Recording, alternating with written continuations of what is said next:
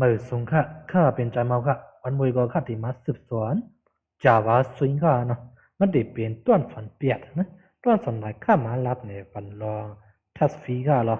ไว้สิเขาบอกสอนเย้าก่อนหรือเย้าสอนอันเอาเนี่ยเขาติมาสอนทัสฟีนะว่าทัสฟีเย้าเนี่ยที่ก็ข้าติเห็นเนี่ยเป็นโปรเจกต์อันค่ะเนาะโอเคกันก็ข้าติมาเปิดทัสฟีเย้าเนี่ยข้าก็มาเตรียมไว้หูย้อยกำพองก่อนนะทัสฟีมันเป็นเจิ้งหือนะ ถ้าสฟีเนี่ยมันติเป็นที่อันเขาเตรียมลิข่าเนาะเหมือนจะหนังไว้ว่าเขาไข่มาย้อนนะเขาไข่มาเขาติเข้าล็อกอินเนื้อเปียชีอันไหนเนาะ Facebook ก็เลยวิแชทก็เลยนะTelegram ก็เลยเนาะเขาจะเลยเข้าล็อกอินกันนะที่ล็อกอินนั้นเขาจะเลยมาใส่ user ID นั้นก็อีเมลพาสเวิร์ดเขาเนาะที่อันเขามาใส่ที่อันเขาเสริมอย่างไร user ID ว่ะอีเมลว่ะเนี่ยมันติเป็นที่ test fee กันเนาะ test fee เนี่ยมันติเป็นที่อันเขาเตรียมลิข่มันติดเตรียมได้หนึ่งแถวไงก็นะบอกว่าเนี่ยอีเมลก็มันติเป็นอีเมลหนึ่งแถวไว้เขาติดกดติดอันได้ขึ้นมาลงก็เที่ยหนึ่งแถวมันติดไรนะโอเคเลยเขาโครงสร้าง test fee เขาก็มาเจออันว่า G test fee class หลายไงก็เนาะมันก็ติมี construct overloading ไว้ลองนัดคติมันในปันกว่าดีอินเทอร์เน็ตจีเขากำเร็วเข้าก็ right click แค่ new เขามาว่า test fee exercise ในข้าละนะสำนักในก็ข้าตีมามีไว้ก็ตีเหมือนเก่านะตัว start ในข้าข้าตีมามีไว้มาตัดอันนั้นไงนะข้าเขาตีมาโครงสร้าง J-frame new J-frame นะข้าตีมาว่า task fee exercise นะ J-frame ตัว subside เนี่ยสามปักก็เข้มก็นะ J-frame ตัว set นะ default close operation J-frame ตัว exit on close เนี่ยก็เนาะก็ J-frame ตัว set visible เอาว่า true นะต้นไหนเนี่ยข้าที่มาเจอตัวนะ set เหลี่ยวเนี่ยข้าที่มาเจอตัว flow เหลี่ยวกว่าค่ะนะ flow เหลี่ยวเนี่ยก็เนาะบอกว่าในตอนเจอเขาใส่2-3อันไหนก็ไม่ดีขับปันเขา left to right กันนะว่า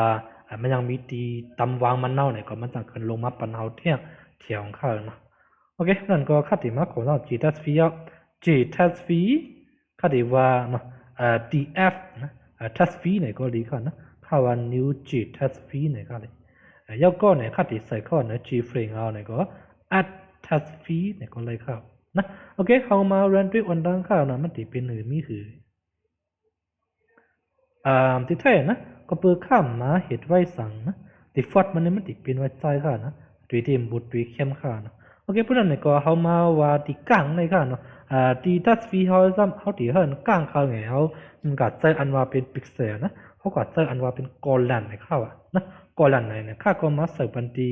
ชิปในก็ไล่เข้านะปองว่าเนี่ยมันติกลางปันดากอลันชิปอันเนี่ยหลังจากเขามาเรนด้วยเนี่ยมันติมันในปันใครเข้านะ1 2 3 4 5 6 7 8 9 10นะมันนั่นจะสปีดบัส10คำค่ะนะมันเป็นกอลันนะกอลันชิปในก็มันตีก้างปันดาเขาใส่ปัน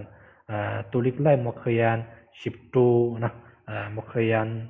10ซันเลเบอร์จึงนั้นเข้าเนาะโอเคแท่อันซ้ำเนี่ยมันตีมีไว้อันว่าเอามาใส่ปันทัสค่าข้าว่าunder your task เลยก็เลยเนาะอันจะค่าของมาเรนด้วยเนี่ยมันตีเป็นถึงมีหือโอเคมันก็ติมันในปันว่าอันตรายดทัสในคำเดียวเข้านะสังเกตข้าว่าข้าติเตรียมลิกเมอร์เนี่ยก็จะได้ถอนเปลี่ยนหลายออนดังเหหลังที่กว่าเตรียมข้านะตี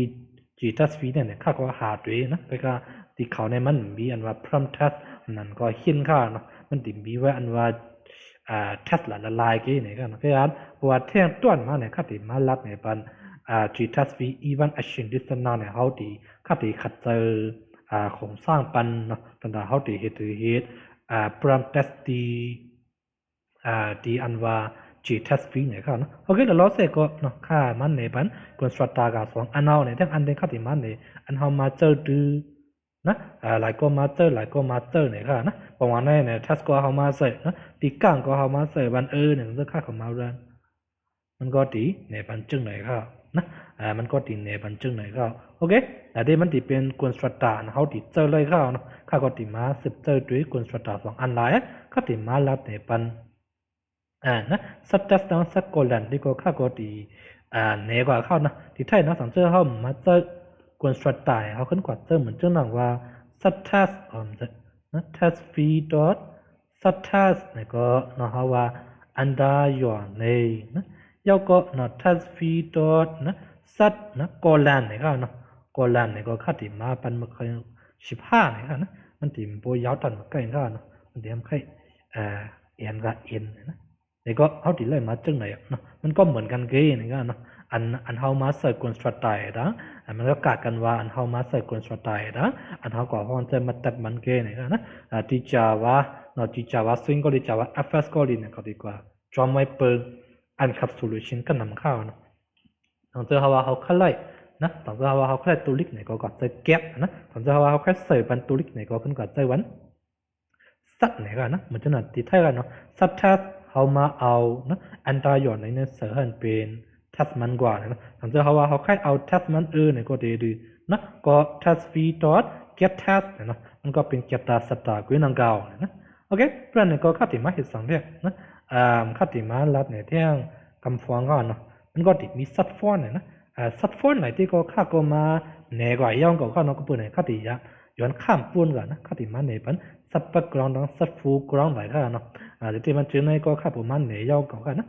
ทัสฟีดอทสัตว์ปักกรองเนี่ยข้าว่าขัดติมาเหตุเป็นชีนะกาลาตัวแรกนะชีเลี้ยงเนี่ยก็เลยนะแต่ถ้าข้าของมาแรนเนี่ยนะมันติดเป็นไว้ชีเลี้ยงข้านะเนื้อสีเหลืองจำเขาจะมีสีตัวนี้เป็นสีลำจำปวดด้วยหางดีนะข้าจำแค่มันเป็นสีฝึกเนี่ยก่อนไหนจะเป็นสัตว์ฟูกราวนะถ้าสีตัวสัตว์ฟูกราวเนี่ยเขาขึ้นว่ากาลาดอทนะไวเกี่ยวกับอะไรข้าเนาะข้าของมาแรนนะมันก็ตัวนี้มันตีกว่ามันติเป็นสีฝึกกับปันข้าวแล้วโอเคนะโอเคตอนนั้นในก็ข้าเขาขึ้นมาตัวเดียวมันติมี2เดียวนะที่มันมีตั้งหลายกันเนาะจะมีเจอในกันนะข้าติมาลัดเนี่ยเป็นเดียว2อันไหนกันนะสัตอันนี้เบรดาสัตอัดดีเบเนาะสัตอันนี้เบเนี่ยปวงว่าเนี่ยล้อเสเขามาเตรียมดิกเลยนะ